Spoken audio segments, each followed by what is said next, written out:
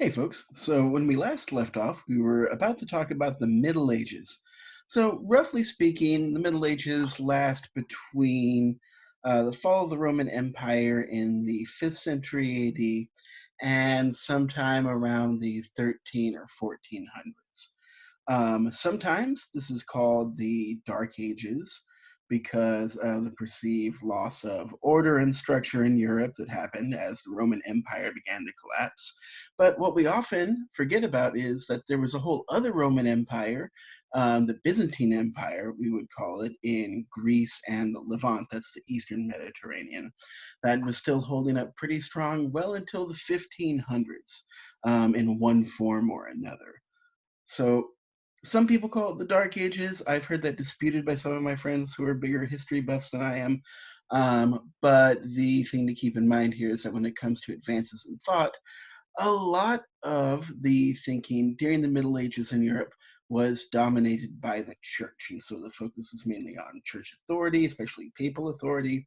And the exception to this is in the East, where we see a schism between the Roman Catholic Church and what we would later on come to view as the Orthodox Church. So all of this is happening, but the biggest advances in thoughts are once again happening at the borders, where cultures are meeting and cultures are clashing with each other.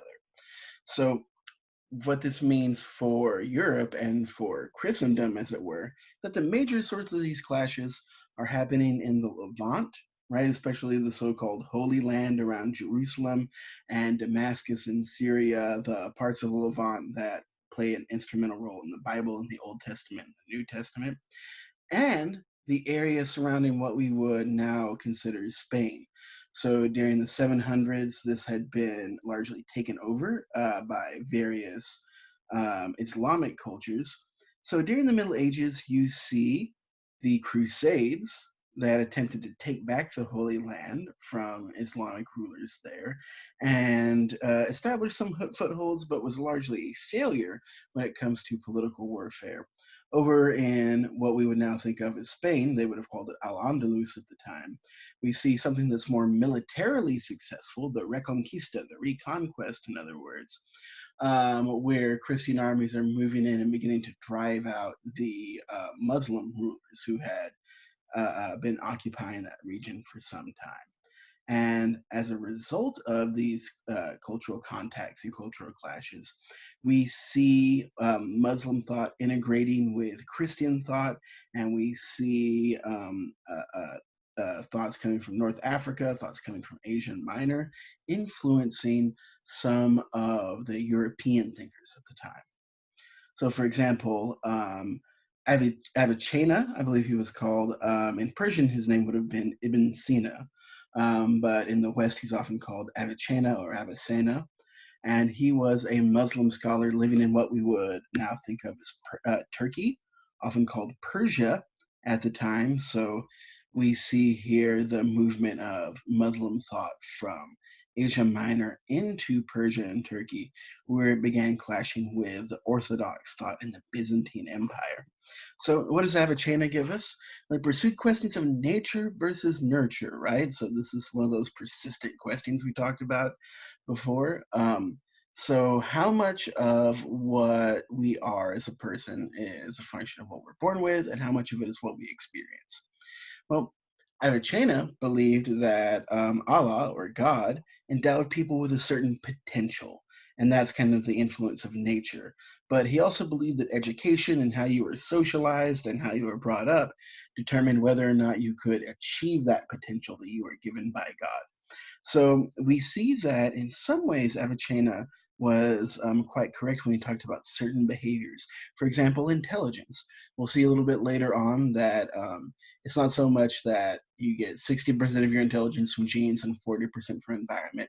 It's more like your genes give you the potential, and your potential may or may not be achieved depending on the environment that you find yourself in. Over in Al Andalus, right, what we think of as modern day Spain, you had Jewish scholars like Maimonides. So Al Andalus at the time, majority Muslim population, but Muslim rulers often allowed Christians and Jewish people to practice their faith because they were considered people of the book, right? People who worshipped Allah in some form, whether they called him God or Jehovah or what have you.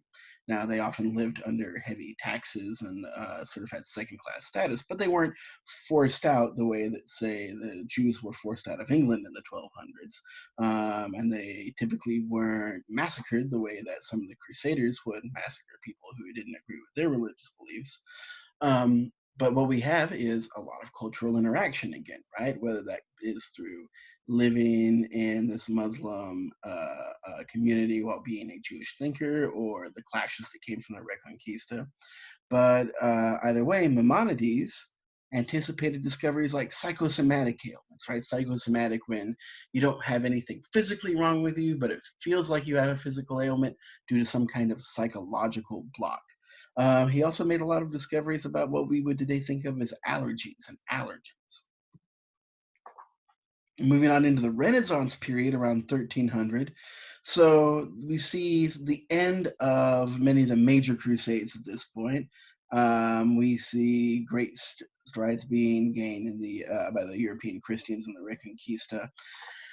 But all of this interaction has led to a renewed interest in Europe in Greco-Roman thinking and a rejection of the church as the sole authority on truth, and an increasing use in empiricism, direct experience, rather than a reliance on authority.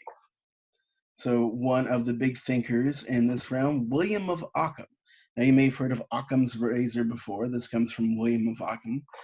He believed that you should get rid of any extraneous assumptions that you have when it comes to the world around you. So if you've got a particular phenomenon, why is it raining? Well, some people might say it is condensation falling from the sky. Some people might say that it is an angry or a benevolent God causing water to fall on the people. And William of Ockham would say, well, which of those two explanations makes the fewest extraneous assumptions? Well, maybe the condensation explanation needs fewer assumptions than an angry or benevolent God creating water to shed on his people. So maybe we can just think of it in terms of condensation. That's Occam's razor. If you have two possible explanations, consider the one that makes the fewest assumptions. Eventually, William of Ockham was excommunicated by the Catholic Church for that kind of thinking. And we see this with a number of thinkers at the time, really butting heads with the Catholic Church, who up until then had been primarily the sole authority on truth when it came to Western Europe. Copernicus and Galileo challenged the notion of a geocentric universe. Through their astronomical observations, they had realized, oh, the sun is the center of our solar system, not the Earth. This is an example of a paradigm shift, one of those things we talked about in an earlier lecture, where the entire way that you think about a discipline changes, right? So think about the way that you need to measure things if you believe that the Earth is the center of the universe versus thinking that the sun is in the middle of our solar system. Both were initially persecuted by church authorities, threatened with death if they didn't recant, right? Even though nowadays we don't see any real religious problem, right? I don't think any of us, even those of us who are religious, would have a problem believing that the sun is at the middle of the solar system. It's just something we kind of take for granted. But it seemed like a big shock to the church at the time, right? The idea that, well, mankind must be at the center of creation because mankind is the most beloved by God. Therefore, any claim that the Earth is not at the center of the universe is a shock to the beliefs at the time, even though I think pretty much every religious person can resolve their religious beliefs and the idea of a heliocentric solar system today. Francis Bacon, you may know him as somebody who may or may not have written some of Shakespeare's plays. Bacon rejected authority as a source of truth, focused on truth through experience. Again, kind of like Aristotle, saying that the way that you get to truth is through directly interacting, directly experimenting. Now, a lot of the thinkers at the time focused on deduction, going from general principles to specific principles, but Bacon focused instead on induction, going from specific sets of circumstances to general circumstances. And think about it. That's what we do in scientific experiments. We get a sample of people in psychology, for example. We run a test on them and we try to generalize from that sample to what's going on in the rest of the population, because you can never really know what's going on in the entire population. But you can make some reasonable inferences if you have a sample and if you observe in a way that is systematic and objective. Now, sometimes it's claimed that Francis Bacon died conducting an experiment. There's an anecdote that says he caught pneumonia after trying to stuff a chicken with snow to see if it would be preserved. Not really sure whether or not that is a true story or not, but it certainly gets to some metaphorical truth about Bacon, that he was a person who was very focused on discoveries and science and learning, even to his own detriment sometimes. Okay, so that's where we're going to leave off with the Middle Ages and the Renaissance. The next time we come back, we're going to get into the early modern period where we start seeing the rise of things like firearms and merchant guilds and the Reformation and how that changes the way that people thought about the world and the way that people thought about themselves at the time. All right, we'll see you then.